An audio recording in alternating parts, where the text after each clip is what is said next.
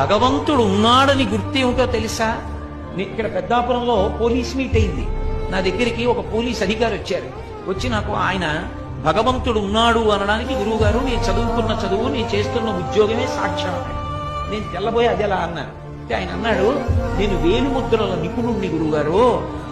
అమ్మ కడుపులో ఉండగా 4వ నెలలో వేలిముద్రలు ప్రారంభమవుతాయి. ప్రారంభమైన వేలిముద్రలు 6వ నెల వచ్చిన తరువాత బాగా ముద్రలన్నీ గట్టిగా ఆ వేళ్ల చివర ఏర్పడతాయి. అమ్మ కడుపులో 6వ నెలలో ఏర్పడినటువంటి వేలిముద్రలు మళ్ళీ ఎప్పుడు పోతాయంటే శవమైపోయిన తర్వాత కూడా పోవు. డీకంపోజిషన్ అంటాం. డీకంపోజిషన్ అంటే ఆ శరీరం ఇంకా చివికిపోయి బ్రహ్మాండంలో కలిసిపోవడానికి సిద్ధపడిపోతుంది, ఉబ్బిపోయి పగిలిపోవడానికి. అలా వికారమును చెందిపోయిన తర్వాత అప్పుడు మాత్రమే వేలిముద్రలు మారతాయి. అప్పటి వరకు వేలిముద్రలు మారవు.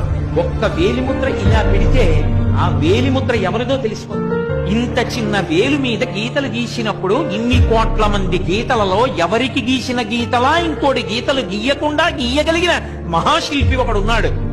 వాడు లేకపోతే ఈ గీతలు ఎక్కడి నుంచి వచ్చాయి? వాడు ఉన్నాడనడానికి నువ్వు ఎక్కడికో వెళ్ళక్కర్లేదు. నీ వేళ్లు చాలు, వేలి మీద గీతలు చాలు.